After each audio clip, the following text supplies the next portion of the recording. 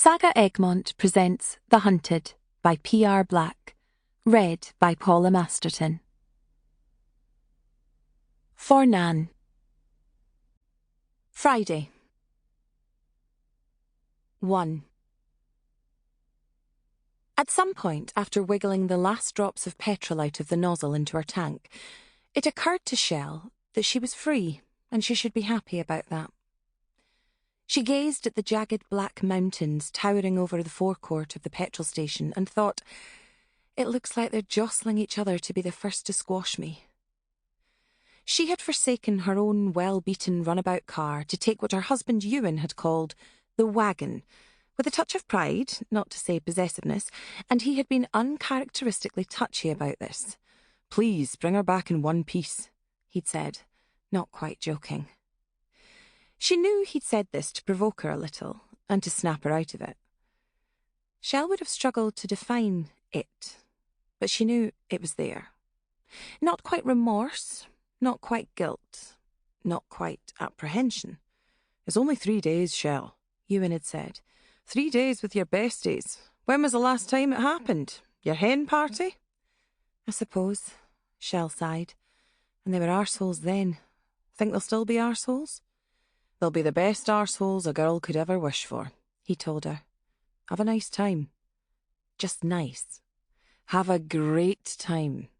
That's underlined. Thick black marker. Have a great time. The guilt, remorse, apprehension wasn't for Ewan, of course, but for their 3 musketeers, who seemed to haunt the empty space at the back of the 4-wheel drive, their absence causing an ache. They had been bemused rather than upset, though Lewis had been a little bit weepy at the prospect of Mummy going to the island without him. Ewan had wound their youngest up a little, and had dropped a few references to the Loch Ness Monster, who Scooby-Doo had been pitted against on one of the boys' favourite videos. For all Scooby and the gang's antics, red-eyed, full-throated Nessie had frightened the boy a little bit. "Don't be silly," Shell had told Lewis, holding him close. "There's no Nessie. Well, even if there is, he doesn't swim in the sea." "Are you going in the sea?" Lewis had said, more curious than anxious now. "I hope not, sweetie. They've got a nice ferry to take me across."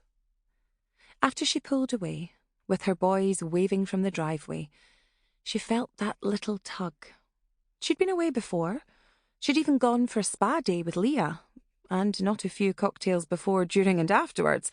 But the truth was that Shell had gotten out of the habit of going out, going to the pub, being sociable.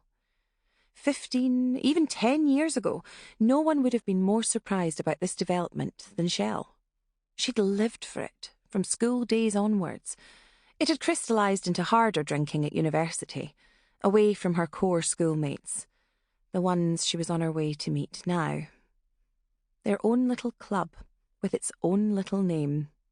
The Owl Society, she said aloud, smiling.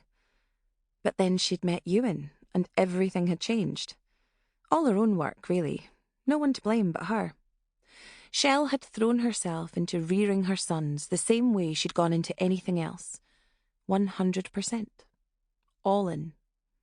She'd changed. Hence the guilt, the remorse, the apprehension.